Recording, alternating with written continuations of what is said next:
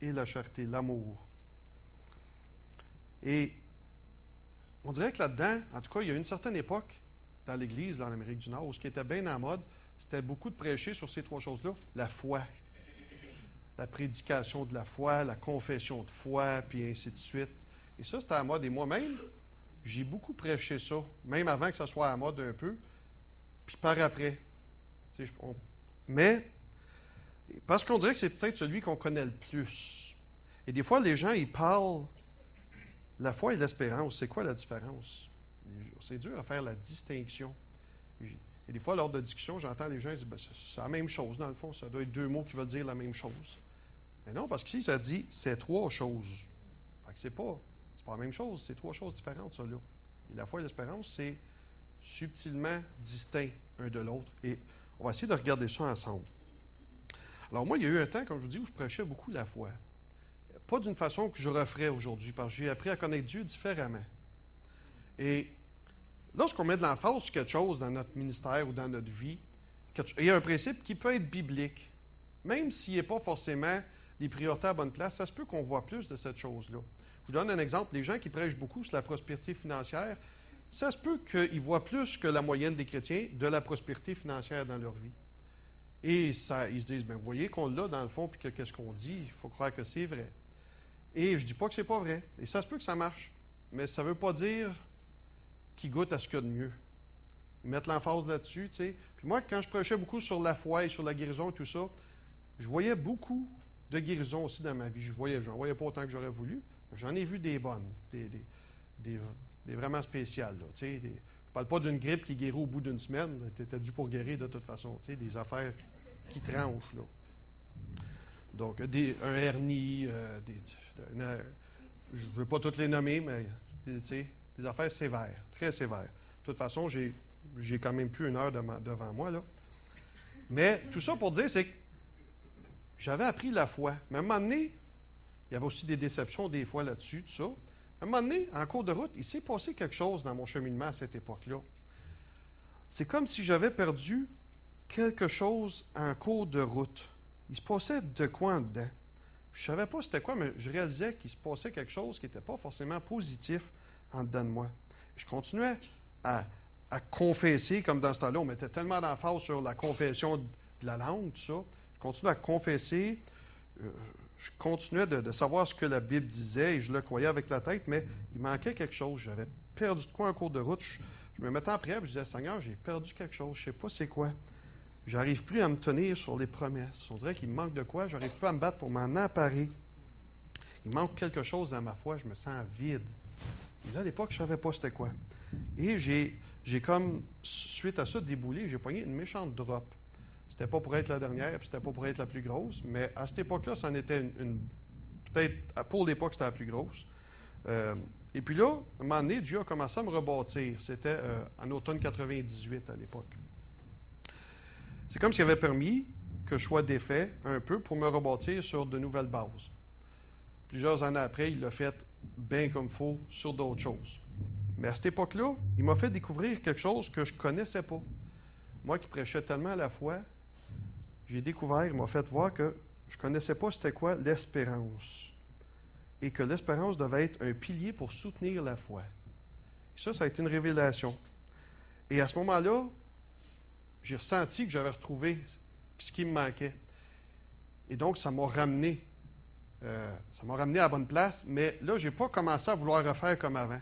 À vouloir respirer à la foi, à vouloir confesser, à vouloir mener le bon combat, puis m'emparer des promesses, puis chercher des guérisons, puis du surnaturel. Non, là, je suis resté comme un enfant sur ce que Dieu me parlait de ça, et je restais là, sur ça, là-dessus. Et j'ai découvert que, d'ailleurs, l'espérance était très valorisante. C'était quelque chose de très noble. Et j'ai donc recommencé comme un enfant. Et là, pour qu'on commence à un peu voir c'est quoi l'espérance, puis comment que ça peut un peu se distinguer de la foi, puis comment ça peut être utile dans des situations difficiles de la vie chrétienne ou même dans des combats, je vous propose 3 passages. On va commencer par un plus de base, si vous voulez. Tournez avec moi dans 1 Samuel, au 13e chapitre. 1 Samuel. Avant les psaumes et les rois, là, après les Deutéronomes et compagnie, c'est 1er Samuel.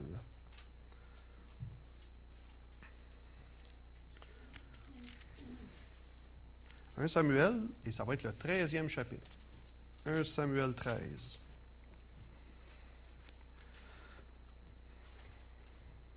Et pour vous mettre un peu dans le contexte, l'histoire, c'est que là, le roi Saül, c'était Saül à l'époque, il s'était choisi avec son fils Jonathan 3000 hommes d'Israël et il avait attaqué un poste de Philistins.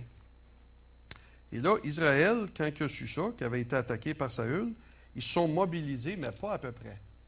Et, 13e chapitre, on lit au verset 5, « Les Philistins s'assemblèrent pour combattre Israël. Ils avaient 1000 chars et 6000 cavaliers, et ce peuple était innombrable comme le sable qui est sur le bord de la mer. Ils vinrent camper à Michmash, à l'orient de Beth-Aven. Les hommes d'Israël se virent à l'extrémité, au bout, car ils étaient serrés de près. Ils se cachèrent dans les cavernes, dans les buissons, dans les rochers, dans les tours et dans les citernes. Il y eut aussi des Hébreux qui passèrent le Jourdain pour aller au pays de Gad et de Galaad, et donc ils fuyaient. Et Saül était encore à Gilgal, et tout le peuple qui était demeuré auprès de lui tremblait. Et là, on apprend plus loin que des 3000 qui étaient avec Saül, il en reste juste 600, là, parce que les autres ont pris la fuite. Et du côté des Philistins, on dit 1000 chars et 6000 cavaliers. Donc, 6000 hommes à cheval, plus 1000 chars. Un char, ça peut avoir 2 hommes, ça peut avoir aussi plus qu'un cheval. Vous savez, dans ce temps-là, ça ne veut pas dire, autrement dit, qu'il était juste 5000. Parce que dans ce temps-là, des chevaux, tu n'en avais pas pour chaque soldat.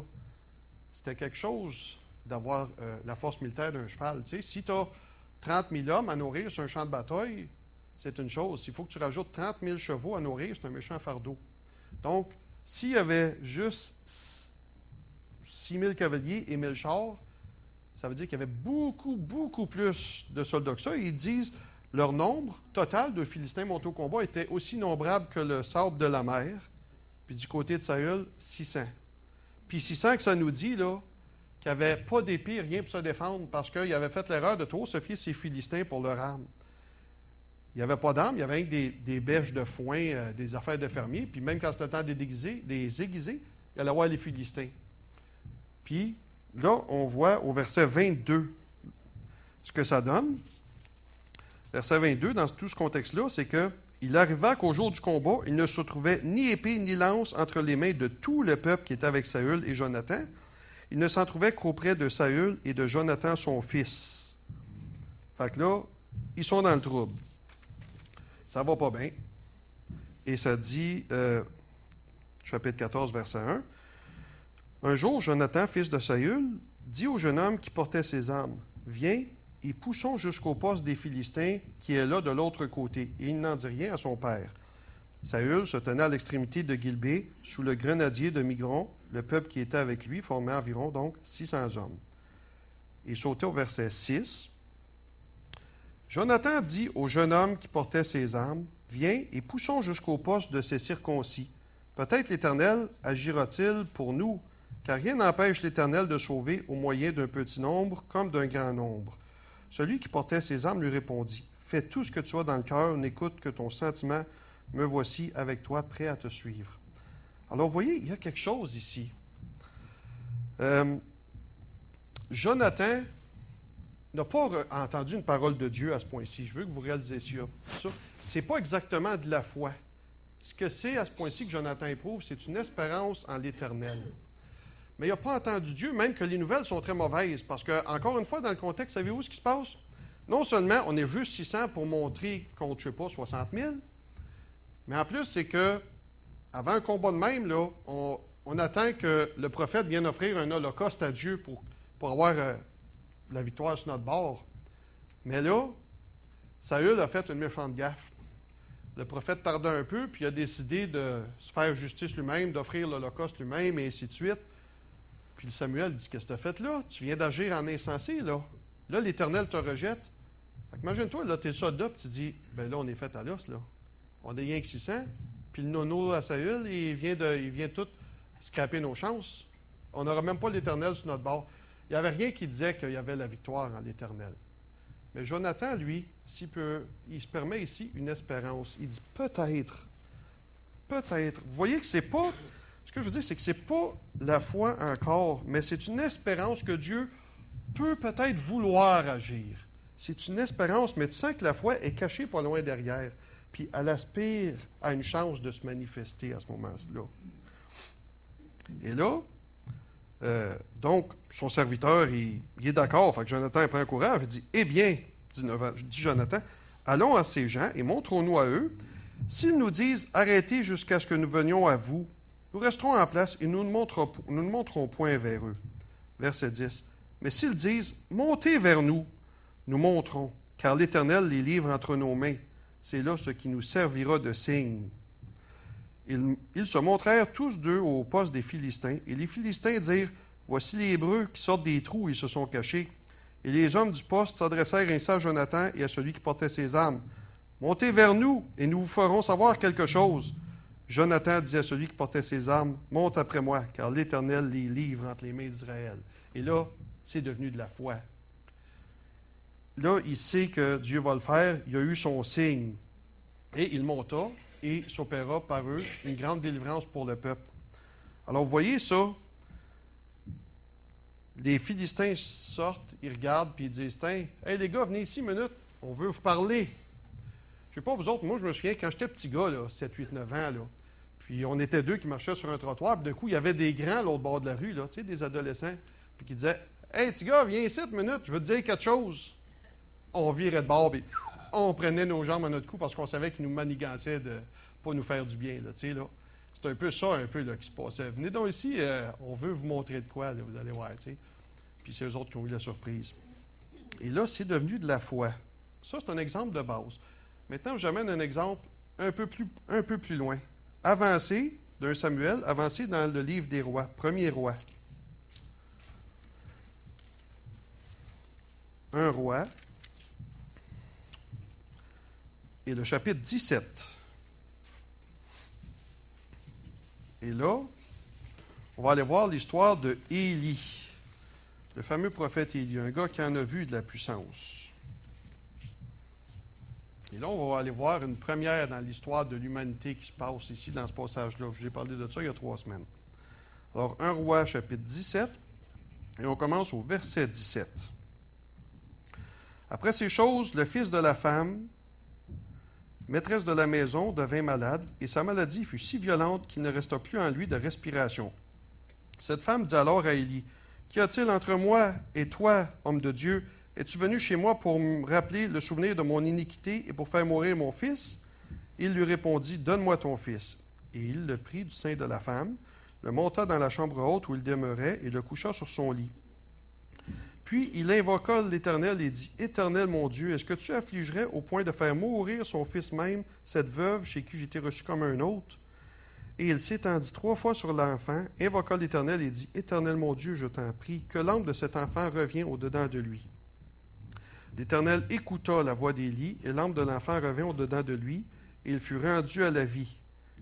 Élie prit l'enfant, le descendit de la chambre haute dans la maison, et le donna à sa mère, et Élie dit, « Vois, ton fils est vivant. » Ça, voyez-vous, c'est une autre affaire. Premièrement, la première résurrection des morts. Comprenez, il ne pouvait pas avoir une foi là-dessus, dans le sens que vous ici, là, vous avez toute la Bible. Vous l'avez, la part de vous l'avez avec vous aujourd'hui. Et là-dedans, vous avez plein de promesses de Dieu sur lesquelles vous pouvez baser votre foi. Un peu comme on parlait tantôt, Élie n'avait probablement pas tout ce qui était écrit de l'Ancien Testament dans ce temps-là, mais j'imagine qu'il en connaissait un bout. Mais les provisions de l'Ancienne Alliance, qui étaient peut-être subtilement différentes de celles de la Nouvelle Alliance, il y avait beaucoup de provisions, Élie, dans la loi de Moïse pour lui. Dans la loi de Moïse, là, il y avait des provisions pour des guérisons, pour de la prospérité, des récoltes abondantes, tout ça. Guérison, là, il disait, mettons, si quelqu'un est atteint de la lèpre, il va voir le sacrificateur qui va te purifier rituellement et tu pourras revenir au camp parce que tu vas être guéri. Il y avait des provisions pour ça, mais pas pour ressusciter un mort. Ça ne s'était jamais fait, ça, de ressusciter un mort. Puis dans toute l'histoire de l'homme, même en ayant vu Dieu faire plein d'affaires, c'est comme si il pouvait guérir, il pouvait faire bien des affaires, mais un coup que c'était mort, c'est mort. Là, il ne peut pas guérir un mort. Il est plus malade, il est mort, il n'y a plus rien à faire. Là. C'est comme une souche d'arbre. Tu sais, c'était comme dans Star Trek, là, The Final Frontier, la mort. Apocalypse dit le dernier ennemi à être vaincu. C'était tabou. Ça ne s'était jamais vu. Mais Élie, il ose prétendre que peut-être Dieu peut même faire ça. Pourquoi? Parce qu'il connaît son Dieu. Dieu n'a jamais promis de faire ça, mais je le connais, Dieu. Je connais son cœur.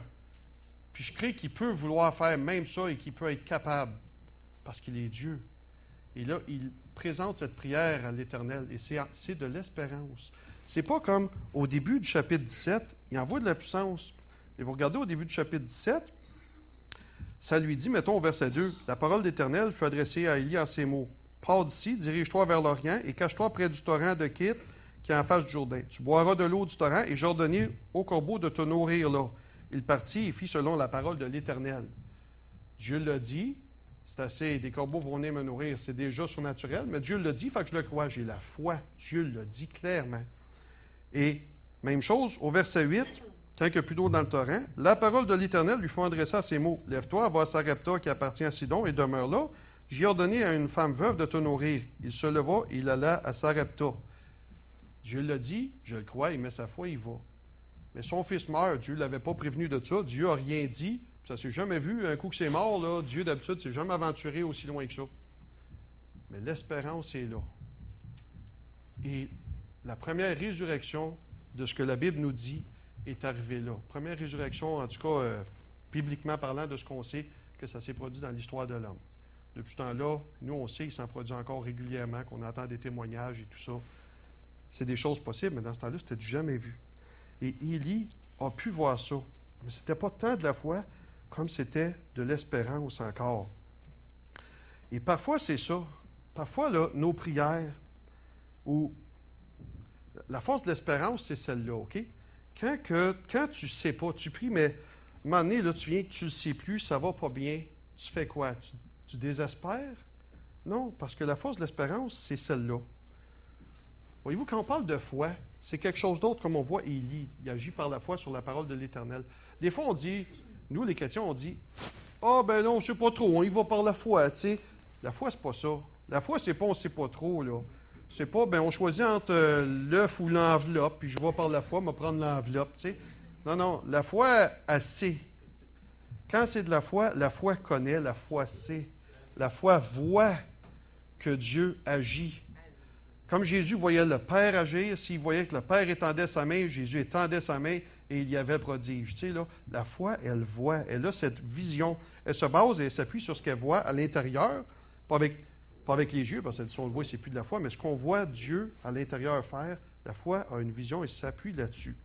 L'espérance, c'est différent. Ça donne une certaine vision, mais sans voir l'assurance du plan tracé dans le détail de ce que Dieu veut faire. Pas comme quand il dit « Va-t'en à Sarepta, j'ai ordonné à une veuve ». Tu sais, là, tu ne sais pas. Mais tu y vas avec une certaine vision, mais ce n'est pas ça qui est la force de la foi. La force de la foi, c'est qu'elle se base, elle se confie, c'est-à-dire elle met sa confiance, se confie sur ce qu'elle connaît du cœur de Dieu. Elle connaît que le cœur de Dieu, c'est un Dieu de justice, c'est un Dieu de miséricorde. On le sait parce qu'on a une relation avec lui, on connaît sa fidélité, on connaît son amour, et ça nous permet d'espérer, même lorsqu'on n'a pas forcément un verset, même lorsqu'on n'a pas quelqu'un pour prier pour nous autres ou quoi, on peut espérer parce qu'on connaît Dieu. Et c'est ce qui est arrivé avec Élie. Il connaissait la miséricorde de Dieu. Et là, il a pu prier pour le fils de la veuve, de dire « Éternel, elle m'a reçu chez elle comme un autre, irais-tu la faire mourir son fils? Tu es un Dieu miséricordieux, je te connais. Tu ne me l'as jamais dit, mais je suis sûr que tu ne ferais pas ça. Fais que l'âme en revienne. » Il le connaît, son Dieu. C'est pareil, connaître la justice de Dieu. Je vous dis la justice de Dieu. Abraham, il a son cousin Lot, son neveu, qui habite à Sodome et Gomorrhe, là. Hein? Puis l'Éternel vient et dit « Ah, cacherai-je à Abraham ce que je vais faire? » Puis il décide de lui dire « Je m'en vais voir la ville de Sodome et Gomorrhe, puis si c'est aussi pire que ce que j'entends des cieux, je vais la détruire. » Et là, la parole de Dieu, elle dit clairement « Je vais la détruire. » Elle ne donne même pas une porte pour qu'il y ait d'autres choses que ça. Mais Abraham commence à connaître Dieu, puis il sait que c'est un Dieu juste. Puis il prie pour Lot, il intercède, il dit « Irais-tu faire mourir l'innocent avec le coupable? » Loin de toi de faire ça, Seigneur, tu es un Dieu juste. Loin de toi de faire une chose pareille. Puis Dieu dit, OK, s'il s'en trouve même 10 justes ou quoi, je vais l'épargner la ville. Il ne s'en trouvait pas 10, mais il s'en trouvait un, Lot et sa famille, et il les a fait sortir. Il a fait le contraire de ce qu'il était pour dire d'un sens, mais il savait qu'il voulait un intercesseur. Mais c'est parce qu'Abraham connaissait son Dieu, il a pu espérer contre toute espérance. Ça, c'est Abraham. Hein? C'est dans le Nouveau Testament, c'est dans Hébreux 4, 18, qui dit « Espérant contre toute espérance, il crut ». Romains 4? OK, parce que j'ai un passage dans Romains et dans Hébreux. Mais il dit ça, « Espérant contre toute espérance, il crut ». Espérant d'abord, il crut ensuite. Vous avez plein d'exemples comme ça. La fidélité de Dieu. À un moment donné, Dieu dit à Moïse, et là, il parle, il le dit, ça devrait s'ételer ta foi, c'est ça qui va arriver. Dieu dit, Moïse, tasse-toi de là, je fais le ménage là-dedans, moi, toutes les tuer, moi, recommencer à neuf avec toi, puis ça va être ta postérité avec toi qui va amener que la promesse va s'accomplir pareil, là, d'un rédempteur, mais à travers de toi, puis eux autres, j'ai wipe de là, c'est fini. Puis là, Moïse, Dieu a parlé, mais Moïse, il a une espérance, il intercède, puis il dit, Seigneur, qu'est-ce que les autres peuples vont dire de toi? Tu avais dit que tu sortirais ce peuple-là d'Égypte, les autres peuples l'ont tout entendu dire, ils en ont entendu parler, ils vont dire que tu n'avais pas la force de faire ce que je te dis. Voyons. Puis, il intercède parce qu'il connaît la fidélité de Dieu. La parole de Dieu avait été donnée, il ne disait pas ça, mais il espère, il intercède sur ce qu'il connaît de Dieu. Et puis ça me fait penser des fois agir sur des choses que l'on connaît de Dieu, même si on n'a pas un plan précis. Moi, je trouve que c'est un peu ça qu'on fait dans le moment avec, exemple, notre bâtisse à côté. On fait un geste, mais on ne connaît pas le futur. On ne sait pas exactement le plan que Dieu nous réserve. Je vous le dis, nous, on n'exclut pas que Dieu pourrait encore nous faire acheter une bâtisse plus grande et nous déménager. Ce n'est pas coulé dans le ciment qu'on va joindre les deux bâtisses, mais on fait un pas dans le moment. Il peut nous demander de déménager. De toute façon, on va rien que la revendre plus cher. Tout ce qu'on va avoir fait va nous rapporter. Il peut même nous en faire acheter un autre, puis garder ces deux-là, puis continuer une œuvre qui va avoir été partie là. On ne le sait pas. On ne peut pas dire qu'on agit exactement sur ce que Dieu nous a dit, mais on a l'espérance. On connaît le Seigneur, puis on sait qu'il veut sauver des gens, puis qu'il veut faire une œuvre. Et on bouge là-dedans. Dans le moment où il va, dans l'espérance. On sait que Dieu veut sauver un grand nombre de personnes. Un qui peut avoir une certaine foi, Serge, lui, il a eu... c'est un songe, une vision, c'est un rêve, hein? Une vision. Il y a eu une vision, alors, de plusieurs centaines, un certain nombre de personnes. Et ça, il peut s'appuyer là-dessus. Mais le Seigneur, il n'a pas dit comment qu'on se rendrait là. Alors, il a ça, et c'est normal, lui, il a reçu ça, alors il met de l'avant l'évangélisation, et ainsi de suite. T'sais. Moi, ce que j'ai de Dieu, c'est vraiment que l'Église va rentrer dans une nouvelle dimension de maturité et d'intimité avec Dieu qui ne s'est pas vu auparavant. Puis, fait que mon emphase est plus là-dessus. Elle va être sur la qualité, sur l'excellence pour Dieu. Mais ça va aussi avec Serge qui veut faire pas juste des conversions, il veut faire des disciples. Il veut de la qualité aussi, ça se rejoint. Tu sais. Il y en a parmi vous, vous ne savez pas comment Dieu va le faire, quand, tout ça, mais vous avez cette espérance que Dieu veut faire des prodiges, des miracles et des grandes choses de la puissance de Dieu dans cette assemblée. Quelque chose que ça ne se retrouve pas forcément n'importe où. Mais tout ça, ça forme un tout. On marche dans le moment beaucoup par espérance dans cette assemblée.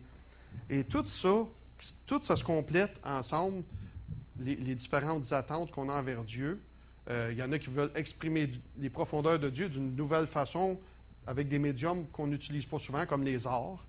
Et je pense qu'on va voir ça d'une façon plus élevée que ce qu'on est habitué de voir dans une église à l'heure actuelle. Et tout ça, ça se complète pour former, je trouve, vraiment une magnifique force, une magnifique dynamique d'espérance qui est manifestée, qui commence à être manifestée parmi nous, puis que je trouve qui s'en vient pas mal intéressante par les temps qui courent. Maintenant, pour revenir avec ça, quand on la perd, l'espérance, pensez à ça.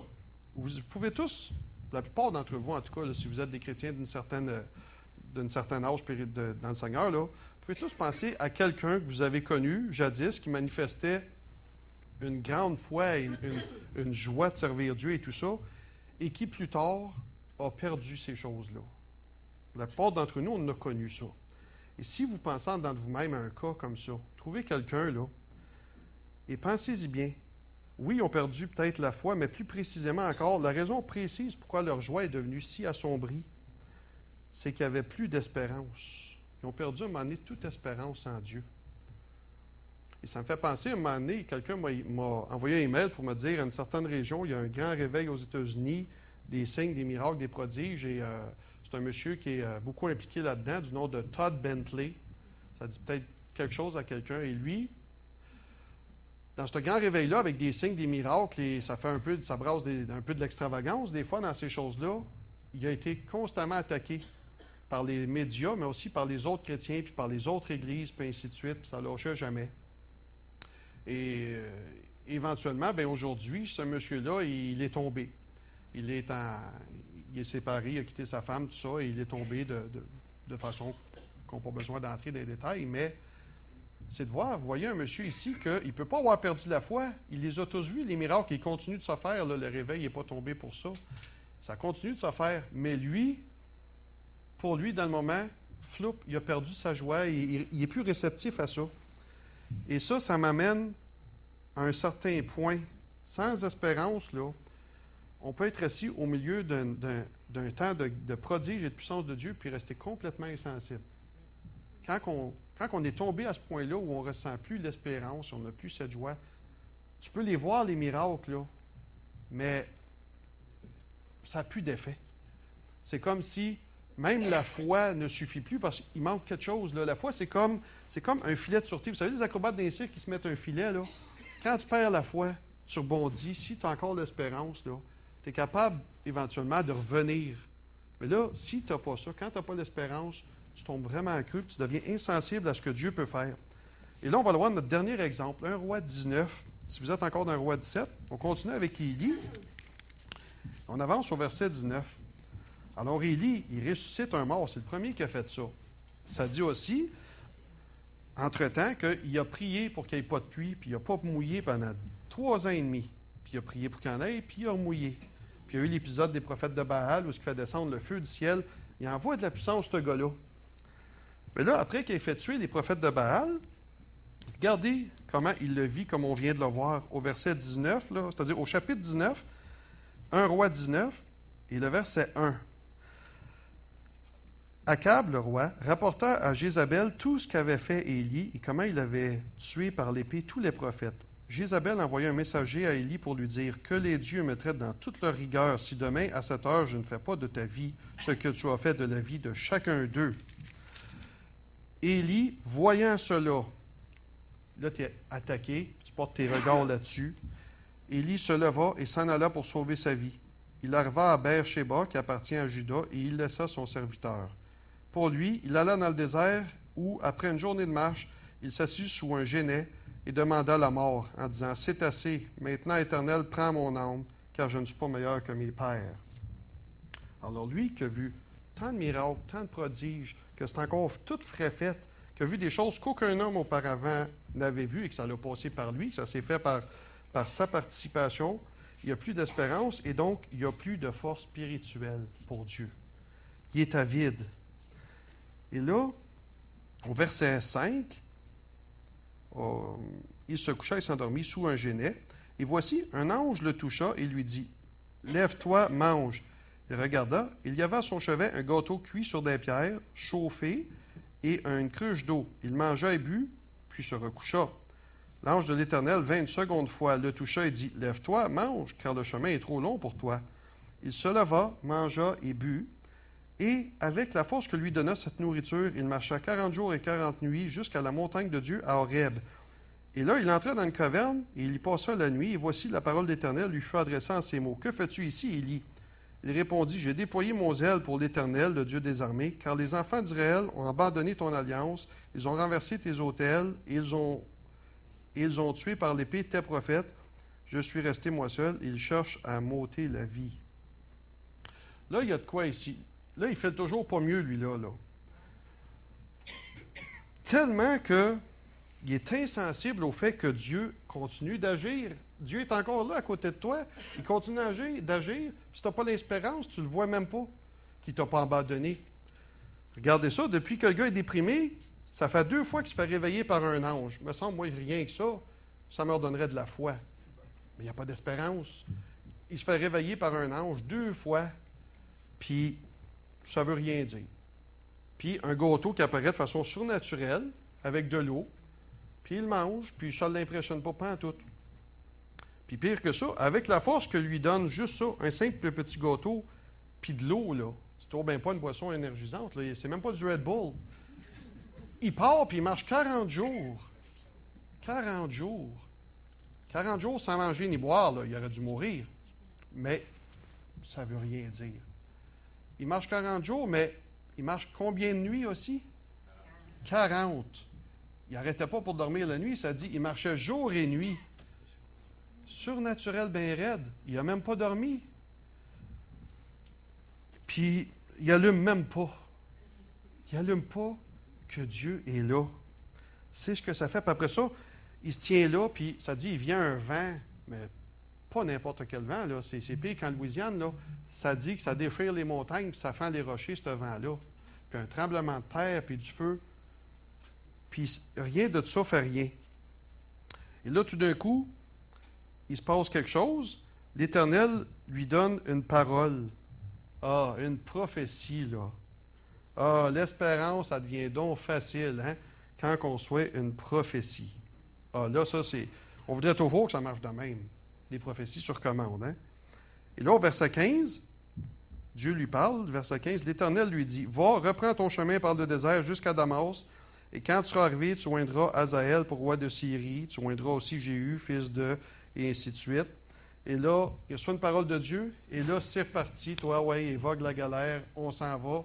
L'énergie nous est revenue. Tout d'un coup, ça a brisé drette de même. Puis tout le reste, ça n'avait pas marché, mais une parole de Dieu. Ça, c'est sûr que ça va bien quand tu reçois une parole de Dieu. C'est un fait qu'une parole de Dieu, ça a tendance à nous redonner de l'espérance. Moi, je me souviens que Ginette a parlé quand son père était décédé. Ça avait été donc un temps difficile. Et là, le jour de l'enterrement, ils étaient tous au cimetière à Granby, puis ils trouvaient ça difficile. Et pendant ce temps-là, Al Bowen, que Dieu utilisait souvent dans la prophétie, qui n'est pas à Granby, mais qui se dit ce jour-là, il faut que j'aille à Granby. Puis je pense qu'il s'est ramassé un livre, en tout cas, hein, puis il dit, il faut que quelqu'un m'amène à Granby, j'ai affaire là. Et puis il les retrouve au cimetière, il leur donne une parole, j'espère que je ne me trompe pas, c'était ça, hein. Et puis Ginette avait dit, après avoir reçu cette parole-là, quand ils sont venus dans l'automobile, la joie était revenue. L'espérance était revenue. Ben Gilles, il y avait un autre, il vivait d'autres choses. Lui, ça a été quand il a répondu, quand il a accepté au Seigneur que son fardeau a levé. Mais eux avaient reçu du Seigneur et la joie était revenue. C'est parce que lui, le Seigneur, il n'a rien confirmé. Lui, le Seigneur lui a demandé, puis c'est lui qu'il fallait qu'il confirme. Fait que ça, c'est une autre histoire, là. Mais quand on reçoit une parole de Dieu, oui, ça va bien. Mais on ne peut pas toujours courir après ça. Pas toujours faire comme ceux qui se promènent. Hein, il y a un prophète à telle assemblée, ils vont là ce dimanche-là, puis ils vont à l'autre dimanche, puis avez-vous une parole pour moi? Tu sais, là, c'est correct si ça arrive. Mais quand tu es tout seul au travail ou qu'une crise t'arrive, là, comme ceux qui en ont vécu cette semaine, vous n'avez pas toujours le numéro de prophète astral, là, hein? La ligne 1-800, là, il n'y en a pas. Ça prend d'autres choses à ce moment-là. OK? Alors, tout ça pour dire, OK, que l'espérance devrait idéalement précéder la foi pour être un pilier de soutien pour la foi. OK? Ça dit, Hébreux 11.1, la foi est la ferme assurance de quoi? Des choses qu'on espère. Ça prend l'espérance. D'abord, si tu n'as pas l'espérance, bien, tu ne peux pas être assuré. Tu sais, quand ton courtier dit « tu ne peux pas être assuré », tu n'es pas assurable.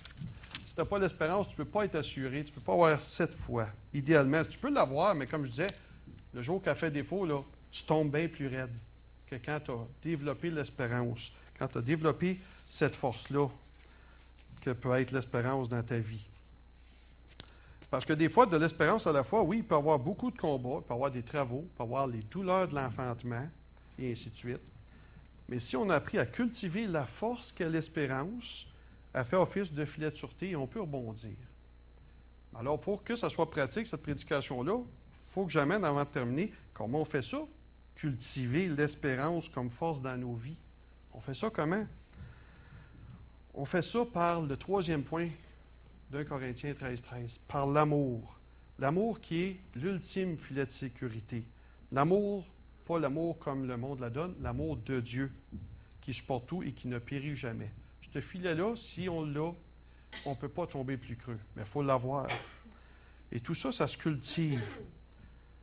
Il faut l'avoir parce que souvent les gens vont dire « Ouais, mais j'arrive pas à avoir de l'amour pour les gens. » Ou « J'arrive pas à avoir de l'amour de Dieu pour les gens. » Bien, juste ça, l'amour pour les gens. Il faut être clair qu'on ne parle pas de l'amour humain ici. Parce que l'amour humain, là, l'amour de nous-mêmes pour les gens, ça a tendance à mettre sa confiance dans les gens. Et ça fait de ça la base de toute cette dynamique relationnelle. Le jour où tu n'as pas confiance en lui, c'est bien de valeur, tu vois que tu ne l'aimes plus. Tu ne veux plus rien savoir de lui. Ça ne marche pas, ça. Ça ne te tiendra pas longtemps dans des épreuves. On parle de l'amour de Dieu. L'amour de Dieu, ça a une dynamique, là, c'est-à-dire un fonctionnement tout à fait différent. Aimer son prochain, frères et sœurs, c'est quel commandement, ça, des 10 commandements? Tu aimeras ton prochain. Est-ce que quelqu'un veut me dire ça? Le deuxième, c'est ça. C'est quoi le premier? Tu aimeras ton Dieu. Alors ça, c'est ma première règle. Regardez ce que je suis en train de vous dire. L'amour de Dieu pour les gens dépend de votre amour pour Dieu. Avoir l'amour de Dieu, ça dépend. Il faut avoir l'amour pour Dieu. Maintenant, comprenez bien, là, je comprends que ça ne se fait pas tout seul. Mais aucun des commandements que Dieu nous donne se fait tout seul. Elles dépendent tous de sa grâce. Ça doit toujours venir de lui. Fait que je ne suis pas en train de vous dire d'essayer de l'avoir dans votre chair. Mais il dit, approchez-vous de moi et je m'approcherai de vous. Et là, je ne peux pas rentrer dans tout ça parce qu'il ne reste plus le temps, mais en s'approchant, en recherchant l'intimité, cultiver de l'intimité avec le Seigneur, on apprend à découvrir son cœur et l'amour pour Dieu, elle vient à nous. Elle est semée en nous, dans ça. Et quand on a l'amour pour Dieu, vient aussi l'amour de Dieu pour les autres. En pratiquant l'intimité avec Dieu, quand on pratique l'intimité avec Dieu, on est envahi. Tu sais, comme Jean, l'apôtre Jean, qui s'est dit, se couchait sur la poitrine du Seigneur. Juste lui qui faisait ça. Lui qui s'appelle l'apôtre que Jésus aimait. En pratiquant l'intimité avec Dieu, on est envahi par son cœur. On est envahi par la miséricorde de son amour. On est envahi par la fidélité de son cœur, par la sainteté qui s'attache à sa personne. On découvre toutes ces choses-là. On est conquis. On est conquis d'amour pour lui en s'approchant de Dieu dans l'intimité. Alors, quand je dis s'approcher de Dieu, je ne veux pas dire lire ces 10 chapitres de Bible par jour. Je ne veux pas dire prier à la façon prier, Seigneur, fais ci pour tel, fais ça pour l'autre, fais ça pour moi, donne-moi ci, donne-moi ça, puis toujours demander. S'approcher de Dieu dans l'adoration, dans le but juste de rencontrer le premier commandement. Mais, parce que moi, je vais vous le dire, ça, c'est moi qui parle. Vous n'êtes pas obligé d'être d'accord, mais pour moi, et pour tout ce qui peut être mon ministère, le premier commandement, tu aimeras ton Dieu de toutes tes forces, de tout ton cœur. Moi, le premier commandement, c'est la base pour moi. C'est la pierre d'assise de toute la vie chrétienne pour moi. Tout dépend, tout passe par là. C'est la raison d'être. Aimer Dieu de tout notre cœur, pour moi, c'est la raison d'être du sacrifice de Jésus sur la croix. C'était de ramener le cœur de l'homme en communion avec le Père. Le Père et toute la Trinité. Ramener le cœur de l'homme. Et quand tu fais ça, là, quand on se rapproche de Dieu et qu'on reçoit l'amour de Dieu, son amour, c'est comme une huile qui remplit notre cœur et qui vient sous pression. Vous savez, dans votre voiture, vous avez des hoses, là, des hoses à break, des hoses à pression, comme ça. Ils ne mettent pas de l'air là-dedans, hein? Ils ne mettent pas de l'eau. Pour avoir une bonne pression, ils mettent de l'huile. Puis l'amour de Dieu, ça vient dans le cœur, là, comme une pression d'huile, à un moment donné, là, qui pousse puis qui cherche à sortir pour se répandre sur les autres. Et c'est pour ça que je dis, l'amour pour Dieu amène l'amour de Dieu. Et quand on apprend à s'approcher de Dieu dans l'intimité, c'est immanquable qu'on a ce fardeau pour évangéliser les gens autour de nous. On veut les voir sauver, on veut qu'ils connaissent Dieu, et on veut les aimer. Et ça ne dépend pas du fait que les autres nous aiment. Ils ont le droit de ne pas nous aimer, puis on n'a plus de trouble avec ça. Parce que ce n'est pas l'amour humain, c'est celui de Dieu. On ne prend rien personnel dans ce temps-là, tu sais. Mais si quelqu'un prétendrait que cette intimité avec Dieu, puis qu'il n'y a pas un fardeau pour voir les âmes sauvées, je dirais non. Il se méprend, il doit chercher d'autres choses. Peut-être qu'il cherche à voir des prodiges, peut-être qu'il recherche à, je ne sais pas, des prophéties, ou peut-être qu'il recherche une bonne église où ce qu'on est confortable, où ce qu'on ne veut pas de problème, on est bien le dimanche, puis on ne veut pas être dérangé dans nos vieilles habitudes. Je ne sais pas, tu sais. Quand tu cherches Dieu seul pour aimer Dieu, pour qui il est, ça vient ce fardeau pour les autres. Ça vient cet amour de Dieu. Puis là, tu as une espérance parce que tu connais Dieu. Puis, un peu comme Abraham avec Lot, tu as l'espérance en connaissant le caractère de Dieu qu'il peut avoir dans son cœur, dans son grand cœur merveilleux, de pouvoir sauver la personne pour qui tu pries. Et là, cette espérance-là, là, elle va te tenir quand tu combats spirituellement pour quelqu'un, cette espérance-là, elle va te tenir jusqu'au bout. Parce que là, tu as cette espérance, Seigneur, tu veux la sauver. Je suis sûr que tu veux sauver ces gens. Tu veux sauver le plus grand nombre, tout ça. Et là, c'est là que dans le combat spirituel, l'amour de Dieu peut devenir une source inépuisable d'espérance. Et cette espérance-là sera toujours là comme un tremplin pour bâtir la foi. Alors donc, dans cette dynamique-là, on dit l'amour de Dieu, la charité devient un tremplin pour l'espérance et elle qui peut devenir un tremplin pour la foi et ainsi de suite. Et quand un défaille, l'autre est là comme un filet de sécurité et en dessous de tout ça, l'amour de Dieu qui nous attend pour nous recevoir. Puis je comprends qu'il y a des journées que vous ne le recevez pas. Je comprends que des journées vous ne le ressentez pas puis vous dites « j'ai beau tout essayer », mais c'est là que c'est important d'être un corps. Moi, hier, je ne le ressentais pas, j'ai appelé un frère. Il y aura béni êtes-vous s'il y a quelqu'un qui a l'amour de Dieu pour la partager avec vous dans les temps où vous n'êtes pas capable de la ressentir. C'est là que c'est important d'avoir les uns et les autres tous ensemble. OK? C'est ainsi que des fois, dans les combats de la vie chrétienne, là, tu regardes des livres sur le combat spirituel et tout ça, et ils ne te parlent pas beaucoup de ça. Ils peuvent te parler de l'armure, ils peuvent te parler des dons, ils vont te dire de parler en langue, tout ça, puis ils ne parlent pas souvent de l'amour, mais je crois que l'amour est une des principales clés du combat spirituel et de la vie chrétienne en général. Alors, on est arrivé à midi. Je vous lis moi-même ces 2 derniers versets. Je vous cite 1 Jean 5, 2 qui dit « Nous connaissons que nous aimons les enfants de Dieu lorsque nous aimons Dieu. » Et Romains 5, 5 dit « Or, l'espérance ne trompe pas. » Ou, selon la traduction, ne déçoit pas. L'espérance ne trompe pas parce que l'amour de Dieu est répandu dans nos cœurs. Alors, on retient ça. L'espérance, un filet de sécurité lorsqu'on perd la foi, et l'amour de Dieu, l'ultime filet pour rebondir lorsqu'on semble manquer d'espérance. Dieu est là. Et même si on ne le voit pas, on peut appeler un frère. Ce frère-là a reçu de Dieu, peut nous le donner. Et ça redevient plus qu'un filet de sécurité, ça redevient un tremplin. L'amour de Dieu nous donne l'espérance que Dieu est là pour agir. Et on peut bondir vers la foi et bâtir nos attentes d'un Seigneur merveilleux là-dessus. Amen. On se lève ensemble, finir un mot de prière. Alléluia. Seigneur grand Dieu, on te remercie. Seigneur, je te remercie pour ta fidélité, Seigneur. Et puis, Seigneur, si l'ennemi nous attaque, c'est qu'à quelque part, tu as choisi de le laisser passer parce que dans l'Ancien Testament, tu dis que tu as permis à Israël d'être attaqué parce que tu voulais apprendre la guerre à ton peuple. Seigneur, tu nous apprends, oh Dieu, tu nous enseignes.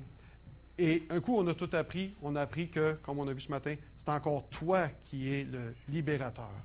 Merci, Seigneur. Merci, Esprit Saint, car tu restes toujours fidèle au sang de Jésus. Tu nous as amenés ce matin dans notre affliction à venir se réfugier sous le sang de Jésus. Esprit de Dieu, toujours tu pointes à la victoire de Christ pour notre libération. Merci, grand consolateur. Merci, Jésus, pour ton sacrifice. Sois toujours glorifié au milieu de nous, Seigneur. Et Père, merci pour ton grand cœur qui nous a donné toutes ces choses. Et à toi l'honneur et la gloire éternelle. Au nom de Jésus. Amen.